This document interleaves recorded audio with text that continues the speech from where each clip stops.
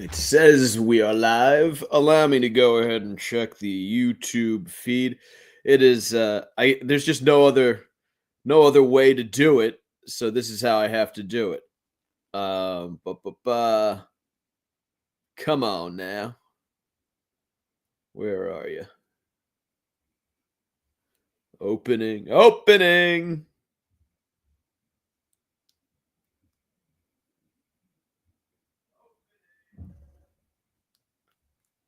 What the fuck?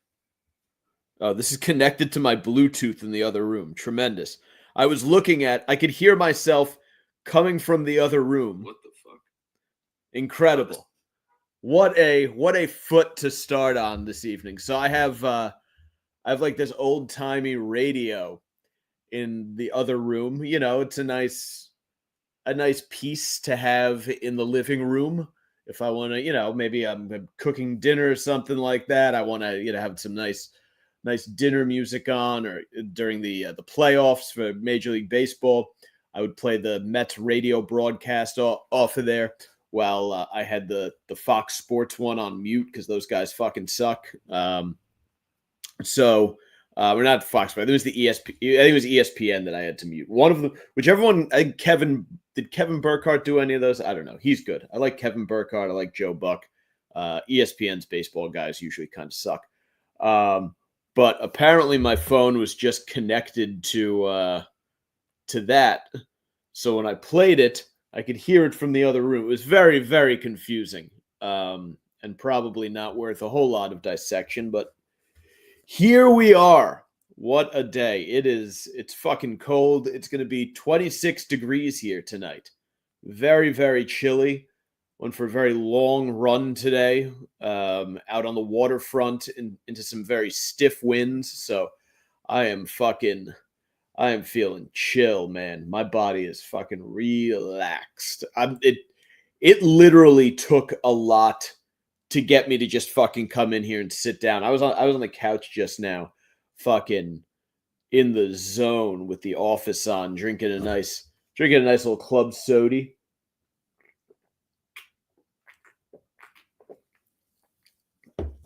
God damn, do I love a screaming cold club soda. But yeah, I went out, did that. And then I went to the grocery store before.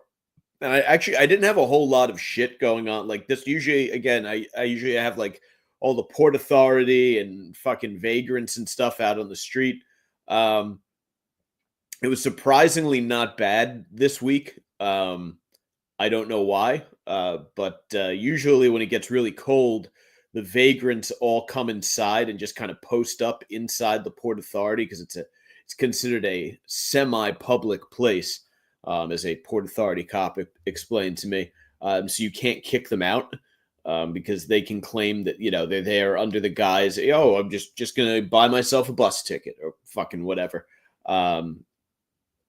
So usually when it gets really cold out around here, like this time of year, late January into the middle of February, that's when you really see them start hanging out inside. Like they bring all their shit in and they just post up, but hasn't been bad. The most interesting thing that I saw was there were two kind of interesting things that I saw this week. A bicyclist came very close to taking a massive fucking spill on 8th Avenue yesterday morning, I want to say. Yesterday was the wet and slippery one.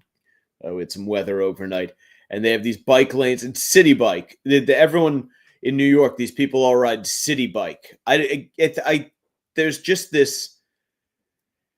There is this breed of New Yorker who I think they feel if they're cruising around the city with the wind in their face on a city bike, like they're living some sort of New York City existence.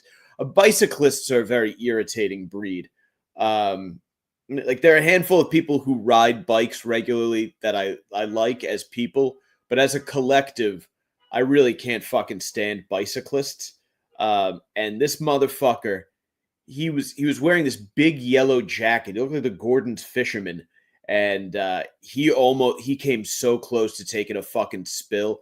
And it's like I don't want to see anyone seriously injured. Like I realize that if you go flying off a bike, there's a good chance that you fucking break your skull or break a fucking your neck. You wind up a vegetable for the rest of your life. Um, but there is that a part of you deep down that's like, boy, I'd love to see something bad happen to a bicyclist. I once saw a bicyclist T-bone a car. This woman was making a left turn off of 6th Avenue, and this bicyclist just busted through the intersection without did not make any effort to stop, as this woman was making a very slow, under controlled turn, and he fucking smacked into that thing, got up, looked at her like it was her fault, and then rode off into the sunrise. This guy yesterday, he didn't go to the ground. He stopped, and the bike skidded and kind of got out. Like the back tires came forward, and he dropped. He was a tall guy, so his feet kind of went straight to the ground. It was just fun watching him go through that very embarrassing moment.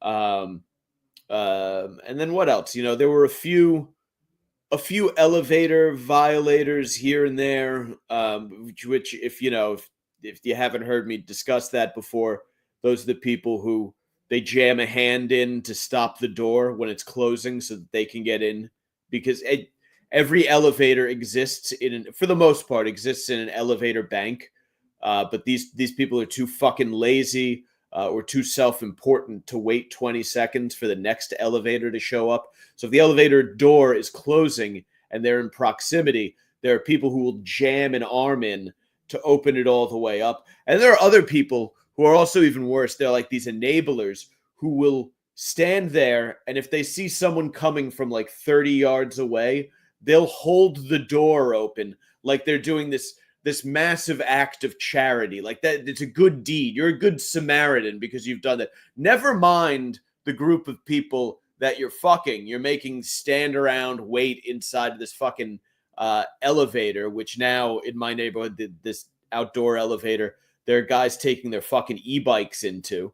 These DoorDash guys want to take a fucking shortcut. It's just an absolute. There is no regard for the rules of society. I was listening to Are You Garbage this week, as I am wont to do, and Francis Ellis from Barstool was on, and he was talking to the guys about how he's very big on the rules of society. Like, he doesn't like it if someone tries to, if there's a traffic jam and someone tries to drive up on the shoulder to cut off all of the lanes of cars, that kind of thing. And I am also a big rules of society kind of guy. So it's very important to follow these unwritten rules. There's a gentleman at the grocery store just now. I don't know what the fuck this guy was doing. He was at the milk cooler, and I needed to get myself one like a half gallon of whole milk. A single little thing, not very big, about yay big, of whole milk. This guy's there. He's got one of those. Where I live, a lot of people walk to the grocery store, so they'll take these little push carts with them. Figure that push cart is about. It's 2 gallons of milk wide. This guy is posted up there. He's got two whole loaves of white bread, and then he's just loading this thing. He must have had 4 or 5 gallons of whole milk by the time that he finished, but he wasn't efficient in getting them in. Like, he spent 30 seconds inspecting each one, and then I think he was looking at either he was looking at Best Buy dates, or there must have been some kind of condensation, or sometimes a little milk escapes, even if it's sealed shut. Sometimes it's a liquid. Sometimes sometimes they escape, and I know it's like ShopRite does. They also do their own bottling thing where you can take a glass bottling. So like milk gets out. Like it's just a sort of, you know, that's part of the milk purchasing process is that sometimes there's a little extra milk there. It's like with eggs. Sometimes you buy eggs and there's a broken egg. By the way, I got 2 dozen eggs for less than $4 a dozen today. Cage free, farm fresh. I don't know what the fuck is going on with everybody else, but I, you know, we're the guy. My guys are well stocked. In any case, this fucking guy, I'm grateful to him because whenever I'm hit with a frustration in life, I don't get frustrated or angry.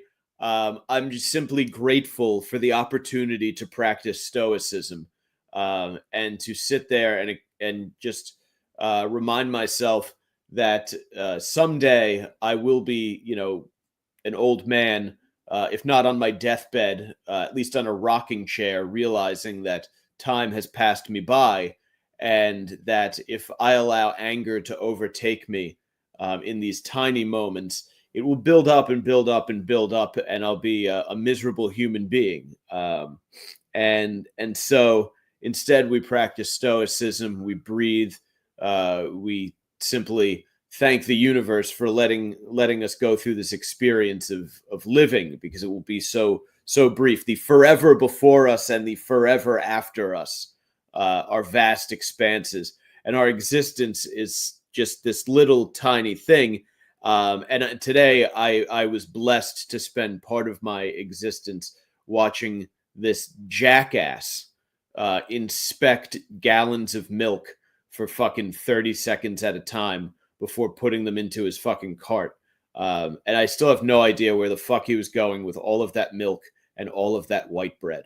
Wherever it was going to be was going to be a goddamn fart factory for sure. Because nothing, if he was getting eggs too, because it is supposed to snow this weekend. I guess we're getting 5 inches of snow, which people, yes, very stereotypically, as the famous Vic DiBitetto video told us, people do stock up on milk, eggs, and bread because apparently I don't know what the fuck people eat on a pretty regular basis. I grocery shop for the week.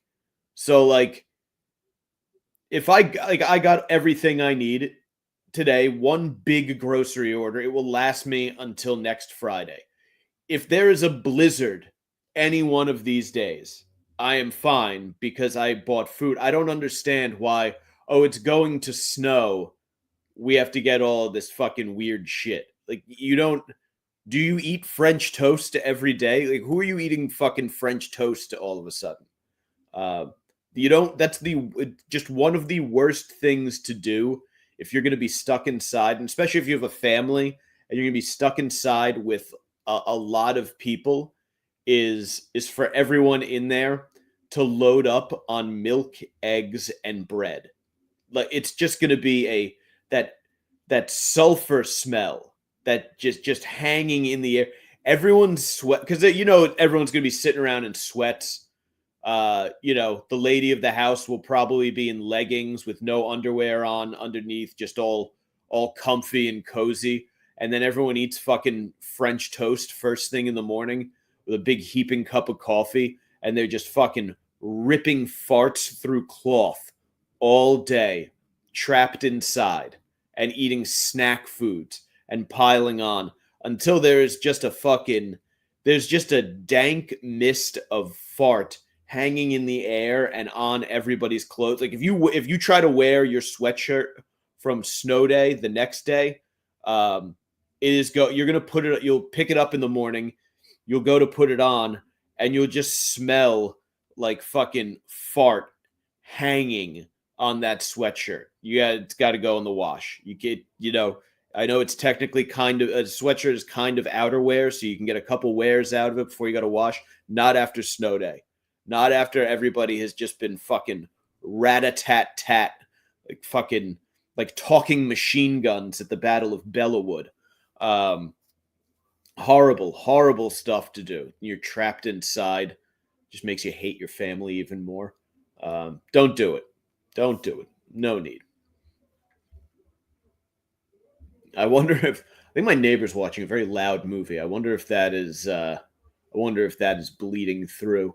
Anyway, there's a very lengthy preamble to the show this evening. I don't even know if did I remember to plug the social media: Twitter at Mike Montone, Instagram at Gary_Moiler, Moyler, YouTube Mike's Golden Streams, or just search Sacktap Live. And next week is Valentine's Day on Friday, I believe. I think.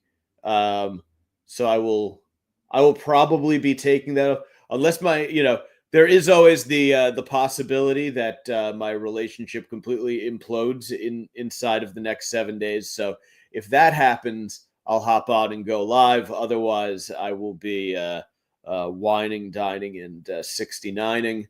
So I'll take the week off there. And then after that, the week after that, I'm not sure if it'll be live or pre-record, but whatever. Touch and go, figure it out along the way. Anyway, good to see you guys. Pat Bateman, Rooster Thagano, Nighttime Conqueror, Cowster. Good to see you all.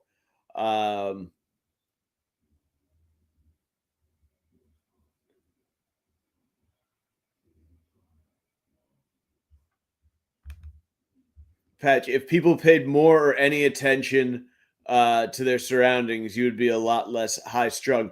Yeah, I agree with that, and that is what stoicism allows us to work around. But yes, there's nothing I fucking hate more than having the flow of my day interrupted by an idiot who isn't paying attention. And it's getting worse. Phones have made it worse and worse. Guso, welcome to the chat. Good to have you here. What else? What did we have going on that I wanted to discuss? Fucking, I love Reddit. That's become my social media of choice. I've started mentioning this more and more because in addition to the nudes, you have people getting all sorts of spun up about various things. People are going fucking insane on Reddit, and it is fun to watch, I guess. And if anyone from Canada is out there in the chat, when Trump did the tariffs, people in Reddit were going crazy, talking about how the people of America betrayed them, and this will never be forgotten, and all sorts of fucking shit. I'm sorry, I'm reading Thagana. Our pog was not good. There are a lot. Yes, there are a lot of fat women on Reddit who will call themselves pogs and upload pictures of their asses to r/pog. I agree wholeheartedly. However, Thagano, there are also some delightful amateur cheeks to be found on there. So you have to take the good with the bad. Look, if you're sifting through all of the milfy buttholes that have been posted to Reddit, you have to assume that you're going to come across like some fucking cottage cheese from flyover country. It's not all going to be fucking bored rich, Miami Siesta Key housewives. Fucking, I will tell you that one of my favorite things to do on Reddit is to look for there are like subreddits for like swingers and like wife swappers and shit like that from like the middle of America. Like there was one I was checking out fucking It was like North Dakota or something like that. And you know, you get a good one here and there, but otherwise a complete fucking train wreck. Um but yeah. You gotta. I'm sorry, man. Just hey, take the good with the bad and enjoy the good ones, and click through to their profile, and then you can just look at the stuff that they've done. Um,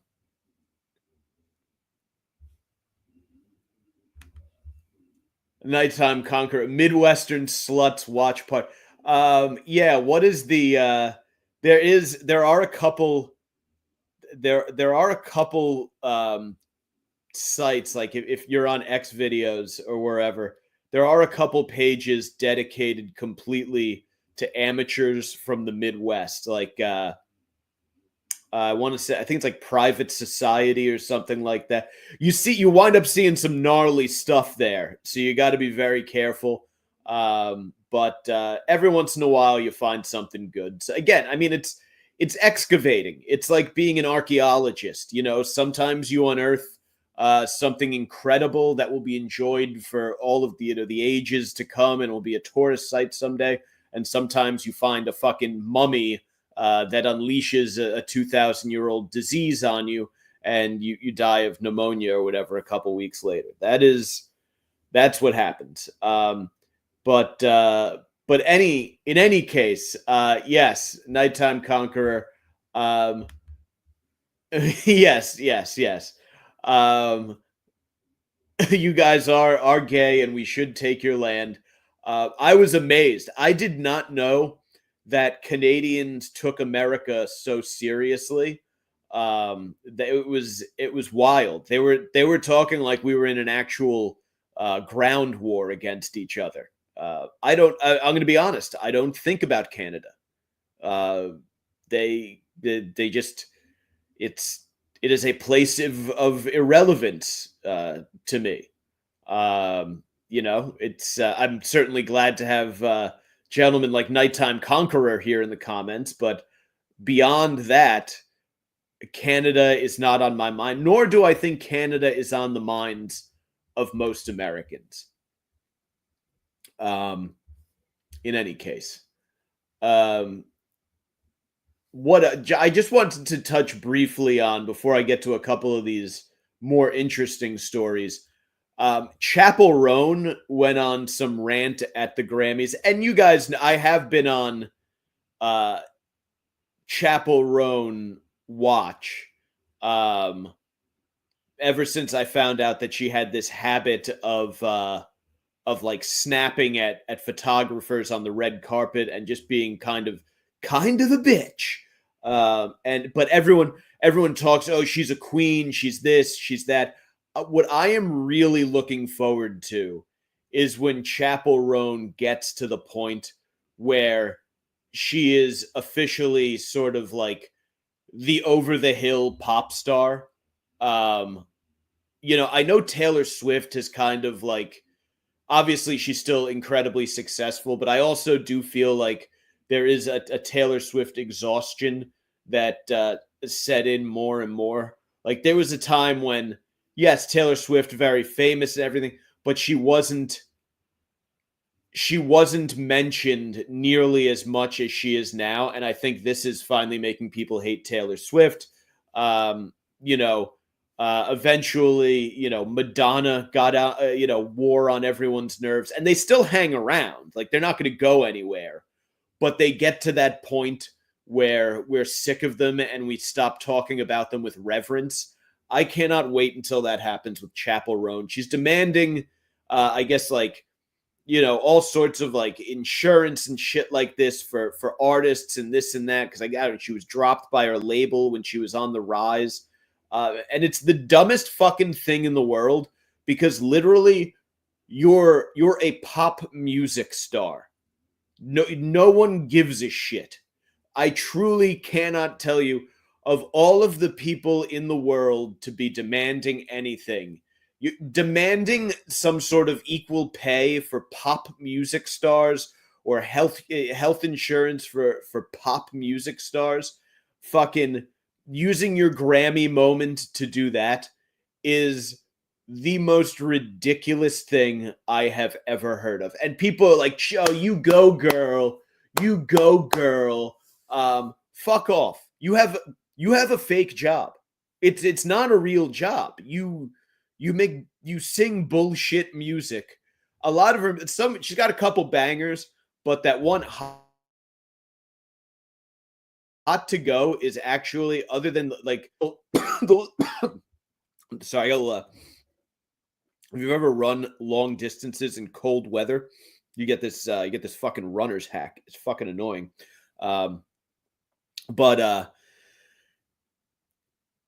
you don't you don't do anything. You again, like Hot to Go is the big song of hers, and it's like, okay, this is all right. She's got a couple others that are like, I think are better than that, but none of them justify whatever this behavior is. You're a child, you haven't been in the industry long enough to be grizzled. You're getting to do a bullshit job. You're hanging out with like Zendaya or whoever the fuck she hangs out with. Just live the dream, okay? You want to go fleece, start a shit coin, start a podcast, and grift money off of that. You'll be fine. You're selling t-shirts, you're selling tickets, you just won the Grammy, you're gonna be okay. And the ones who aren't okay, that is also fine, because this isn't a real job. We don't need to worry. We as a collective do not need to worry or care about how America's up and coming pop stars are faring financially or whatever. It's just not something that we need to give a shit. The Chinese nationals have been pouring over the border for fucking years. They've been emptying prisons in some of the most violent countries on the planet and just sending them towards us. Nations with massive terrorist schools and anti-American madrasas are sending their people to Mexico to cross the border. We have things to worry about. Planes are crashing into helicopters. Another plane crashed. Fucking. This isn't like an FAA thing. This is just like a bizarrely horrible story. Alaska plane that went missing found in sea ice with all 10 on board dead. So they were looking for the plane. I saw that. I don't know if I saw it last night or when I saw this on the news, but they were looking for this plane that disappeared over Alaska. It was just in a holding pattern over an airport, and then apparently experienced a rapid loss in elevation and speed just before vanishing, and they found it. They found it on some ice, and that is just such like a such a just a chilling thing. I mean, yes, literally chill, because they found it on ice, but like very small plane. Let me see if here's the Coast Guard put a picture out. Share it up here.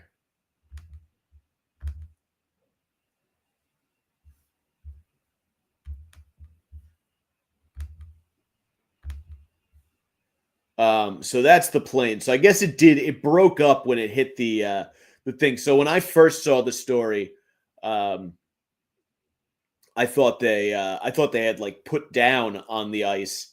And I mean, I guess that it looks like that's probably what they tried to do, was that they tried to land it on the ice, because it doesn't look like it smacked into it like nose first. It looks like maybe they tried to land it, and it came apart on impact. But just the thought of like I was out for a run before, and I was running along the waterfront, and the wind's hitting you, and I've been in some very cold water and whatnot, but like I've exposed myself to some conditions, but just the the idea that you're out there at sort of, it's Alaska, it's like the farthest end of the earth, and all of a sudden, your plane's going down, and your best case scenario in this situation is that you put down on this bed of ice and you're just going to hang out there for a while, and maybe you still have a little bit of fucking gas in the plane, so you can sit there, and they can keep the heat on, or whatever. But just to be, I mean, obviously that they probably, you have to assume they died on impact, probably hit it hard, and they broke their necks, or fucking some kind of blunt force trauma. But otherwise, to just be sitting there fucking in a fucking a tiny plane, not knowing if anyone is coming for you, or if you're just going to spend the final moments drifting for who knows how long on this sea ice. Yeah, it just incredibly, incredibly chilling, wild stuff. Um,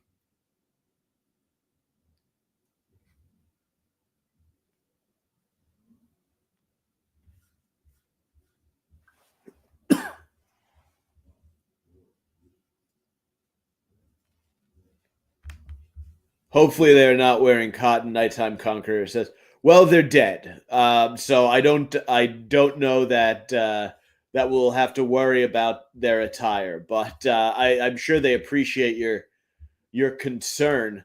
Um, yeah, those little planes, the Alaska plane crash, the third major U.S. aviation tragedy in a week. Um, so I mean, obviously there was that other jet that crashed.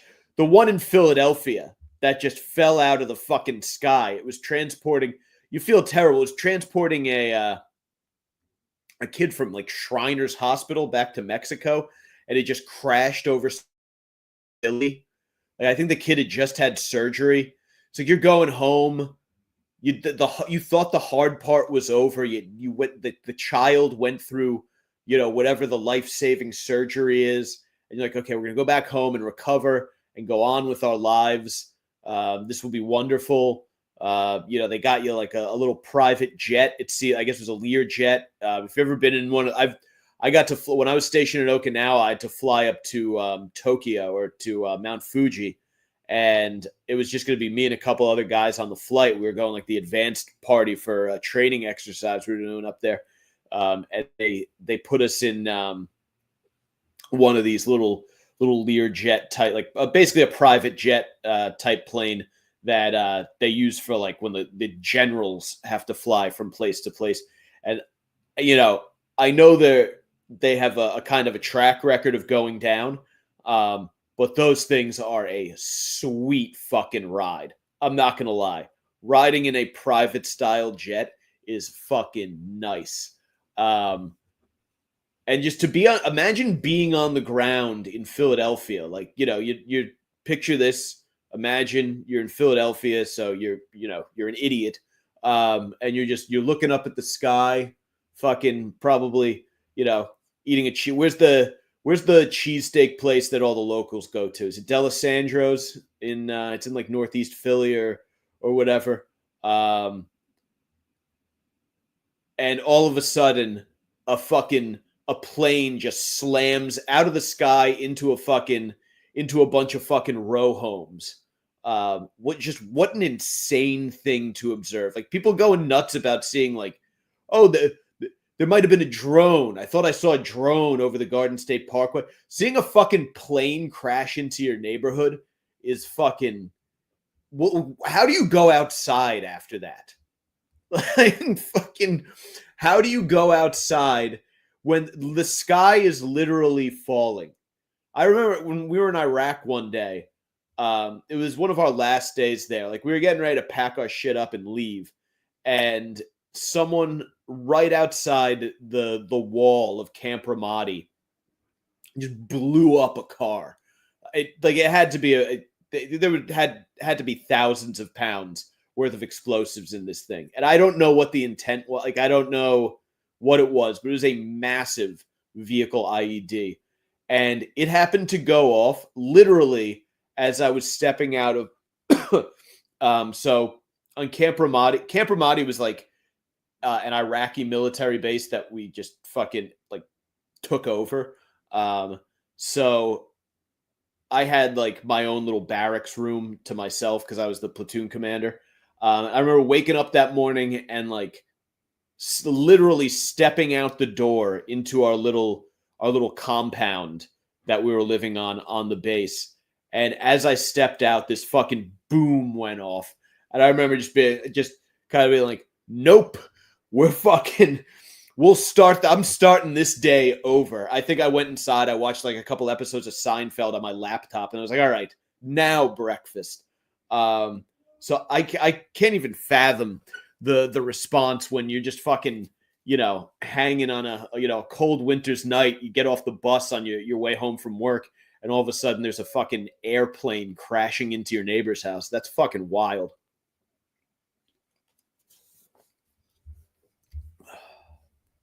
But yeah, I guess if you're gonna die on a sheet of ice in Alaska, it is better to just go on impact. Hopefully I never have to face that conundrum.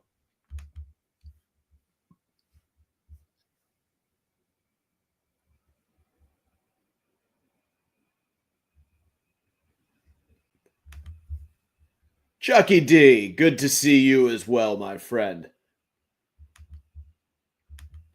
Thagano, Kadena 05 to 07. Very, very nice.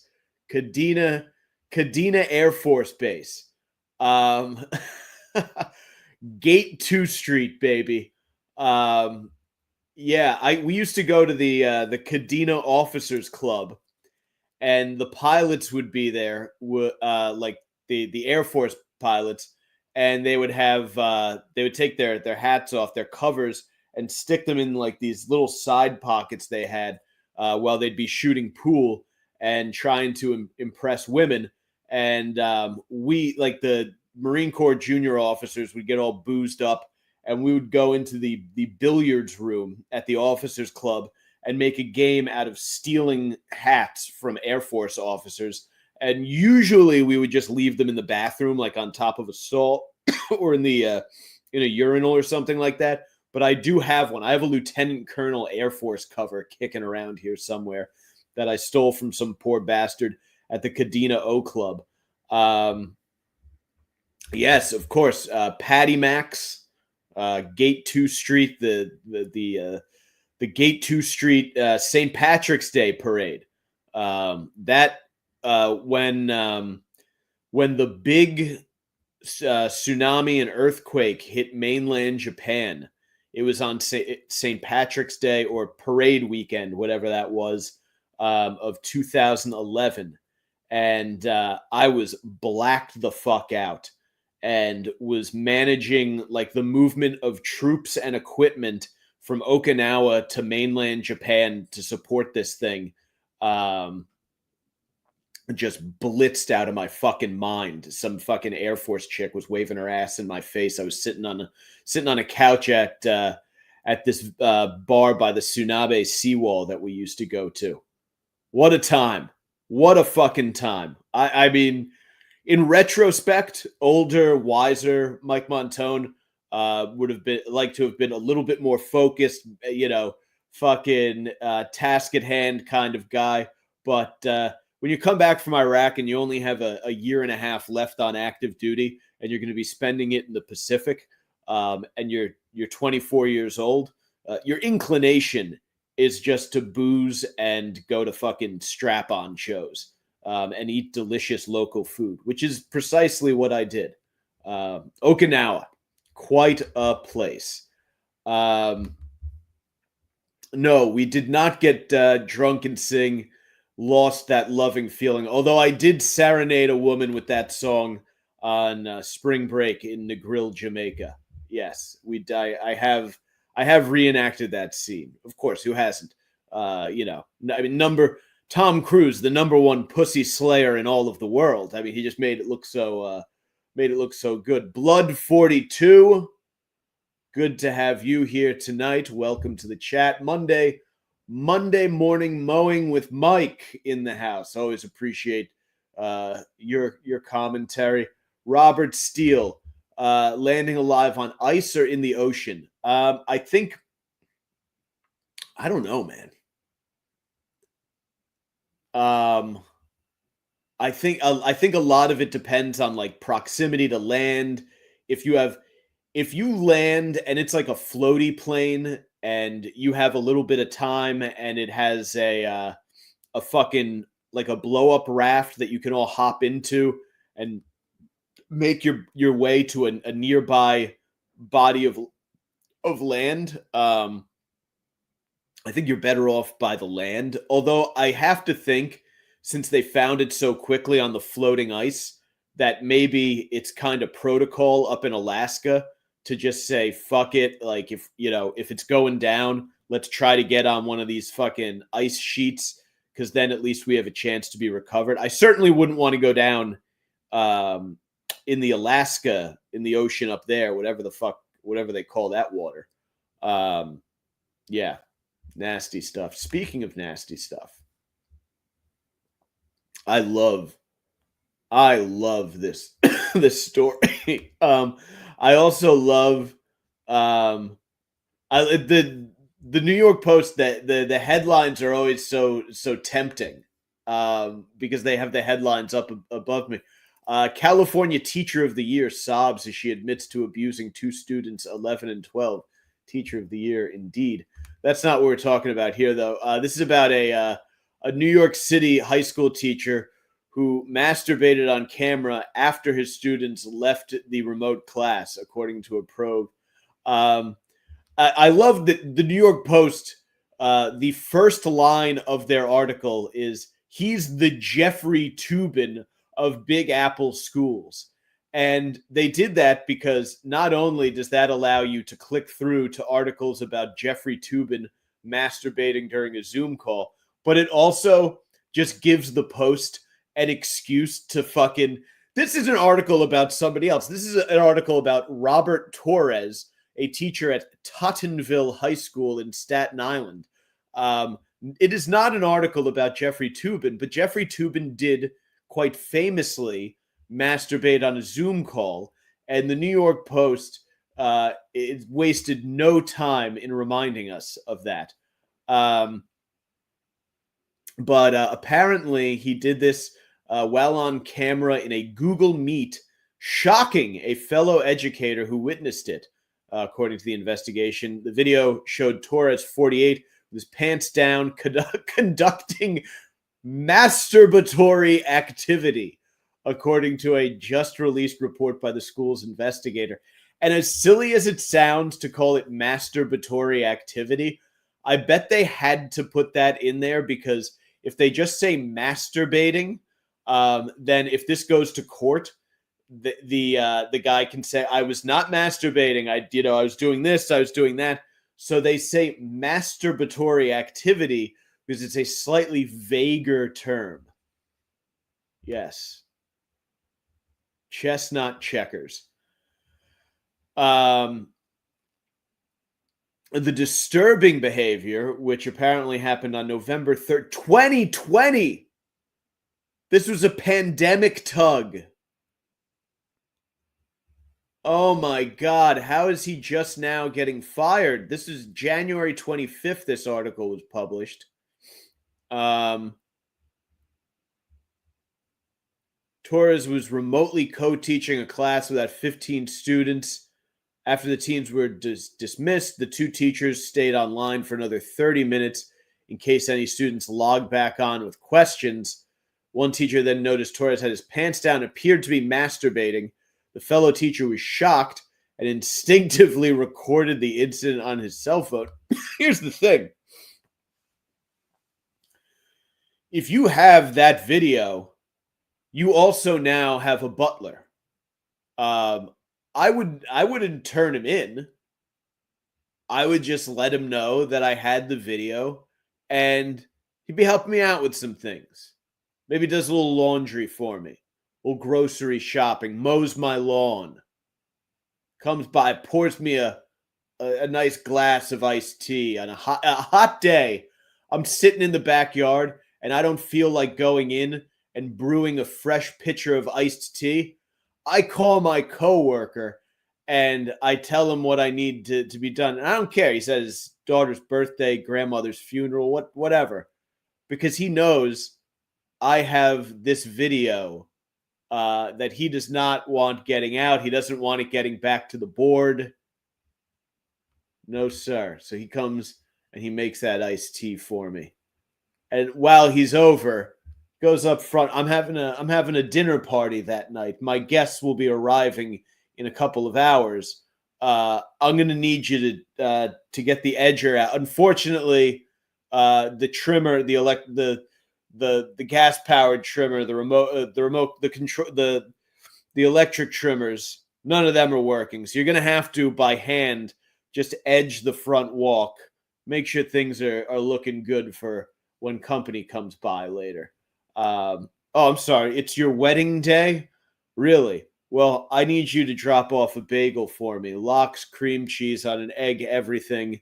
In the next 20 minutes, I'm in the mood for a little breakfast. Had a late one last night. I'm a tad hungover, and you'll be happy to do it, won't you? Because otherwise, some people are going to be seeing that video of you jerking off on Zoom. Oh, this is great. So the article, again, for no reason, just includes a picture of Jeffrey Toobin. This is several paragraphs down. This isn't even up by the original mention. This is almost at the bottom of the page. Yes, it's above the last couple paragraphs. It's a picture of, I'll share this with you so you guys can see. This is incredible.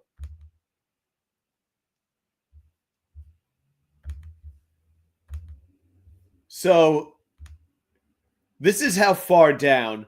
They mention Jeffrey Toobin up here, right? First line of the story, if you can see that highlighted text. I don't know if you can. It's right underneath that video player there, right? There you go. And then they scroll down all this way. And they've now included a picture of Jeffrey Toobin freeze-framed in sort of a ridiculous pose, almost like he's holding a penis in his hand. And then scroll down a little further, and they have a copy of their own coverage of the event. I love it. Member of the press, news flash. New Yorker writer, CNN pundit suspended for pleasuring self on company Zoom call. And they remind you in the caption that Jeffrey Toobin, a CNN legal analyst and New Yorker writer, was caught masturbating during a staff Zoom conference in October 2020. So how did it take him 5 years to get fucking fired? Torres, whose last salary, so I guess the fellow teacher shocked, gives the video to police. The cops closed the case after determining that no students witnessed the act, so no criminal charges are filed. So he's not he's not a sex offender. He's just a wrong-time masturbator. Torres, whose last salary was $128,451. I am so sick of hearing about teachers' salaries, by the way. This guy was literally getting paid $120,000 to work for 9 months out of the year and masturbate while doing so. the next time someone fucking tells you that teachers are underpaid, please send them this fucking article. This guy was literally getting paid $120,000, $130,000 really, and that's over a 9-month school year. That's not summers. If you factor in a few more paychecks, that we're starting to creep up towards fucking $150 here for this guy to jerk off at home. Yeah, fucking teachers. Oh, they're so underappreciated. I wish I was getting paid that much to masturbate. I do it for free. I do it because I enjoy it. He did not return a request for comment. He offered no rebuttal to the allegation. This guy's been jerking off so much he didn't even have anything to say. Behavior such as this is outrageous and totally unacceptable, DOE spokesman Jenna Lyle says. Torres was disciplined based on a determination by an impartial arbitrator. She would not specify the discipline, which can include a letter in the file, fine, or suspension. Torres is currently listed on a DOE website as a teacher and dean at Port Richmond High School. Wait a minute. He was disciplined.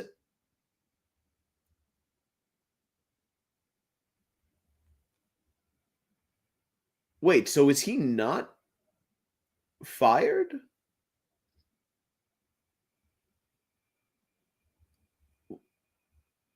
He wasn't fired? He was disciplined. He wasn't fired? Because they're not saying what the discipline was. And he's listed on the DOE website as a teacher and dean at Port Richmond High School. So he does not appear. It appears that after finding out that this guy was jerking off at work, is what he was doing. After finding that out, he might have kept his job or been made dean of another school.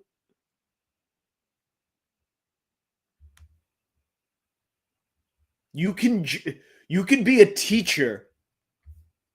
You can be a teacher and jerk off at work and continue to get paid $130,000 with summers off and a bunch of long weekends for various bogus reasons. And a break for Christmas. And a break in the spring. Snow days. And a break in the middle of the winter. This is incredible. This is, if anybody ever comes at you with a line of bullshit about how hard teachers have it, I want you to take this. I want you to get in that motherfucker's face like you're Natalie Cuomo dealing with a heckler and just fucking jam it in there. They're masturbating at work for $130,000 a year. Underappreciated indeed. And I do also love it that after the last line about Torres is currently listed on a Department of Education website as a teacher and dean at Port Richmond High School. There are another 6 lines in the article. Tubin, a CNN legal analyst and New Yorker writer, was famously seen masturbating during a Zoom call with colleagues in October 2020. The New Yorker fired him, but CNN gave him a leave of absence and brought him back on the air last March. It was a disaster and something I will regret for the rest of my life, Tubin told Mediaite in 2023. I have no excuses. I have only apologies. I love that they just threw an extra 6 lines about Jeffrey Tubin masturbating on the end of this article. That did quite a bit for me. Incredible. What a way to end the night.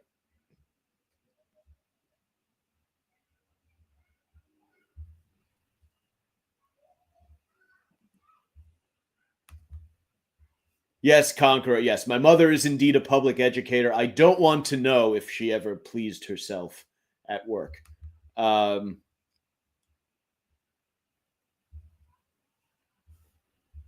Shane and Silent Bob in the house. Good to have you here.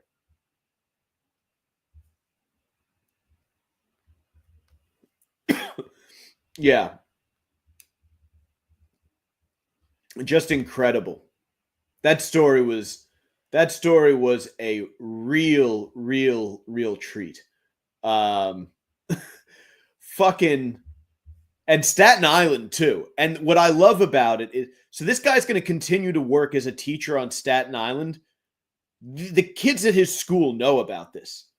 If you're a student in this guy's class, his school, wherever, what authority or credibility does this guy have? You'd be walking around going like this. You'd be in class pretending to jerk off. I mean, how? This would be legend. The stuff of legend. That's the guy. Yo, you got Torres? Yo, what period? You got Torres, third period? Yo, you know he jerked off? Yo, son, he jerked off. Yo, he was jerking off. And especially like Staten Island kids, you don't want them. It's a bunch of like streetwise Irish, Italian, Albanian, Black, and Hispanic kids. They're going to cook your ass. Oh my God. And Staten Island parents probably fucking love it. Can you back to school night, parent teacher conferences with some fucking tracksuit wearing Goombas from Staten Island? He's telling you your fucking kid's got a behavior problem. And you're like, ain't you the one I seen on the cover of the New York Post jerking off with Jeffrey Toobin? Just incredible. Oh, I love it. I love that story. And look, everyone who was working remotely was taking breaks from remote work to jerk off. That's everybody. The fact that he did it in front of the camera, if you did it in front of a fucking laptop, we were all on Zoom for fucking 3 years.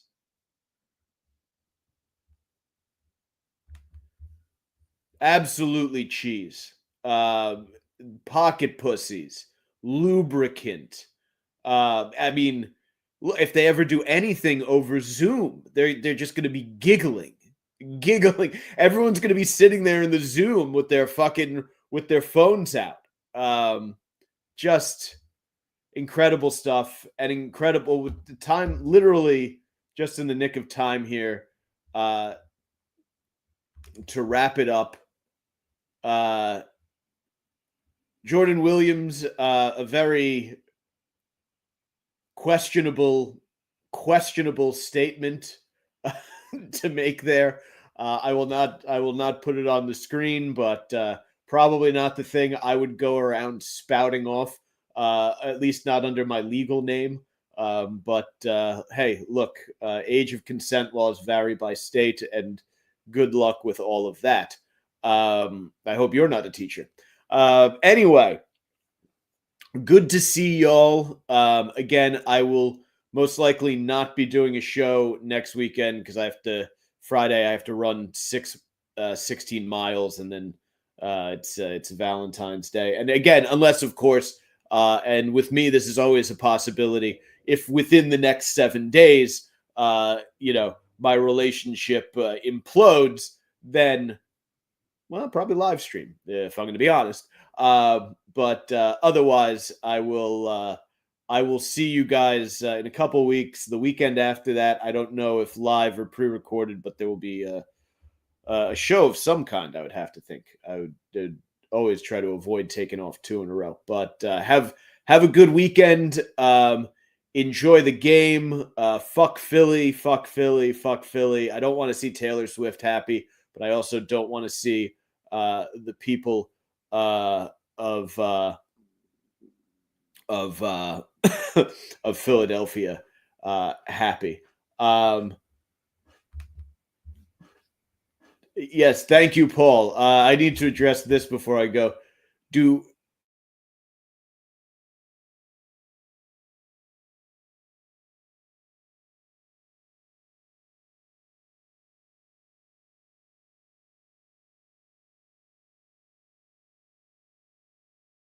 the fuckers? The camera shitted out there for a second, and I am about to end the stream. So have a good weekend, guys, and I will catch you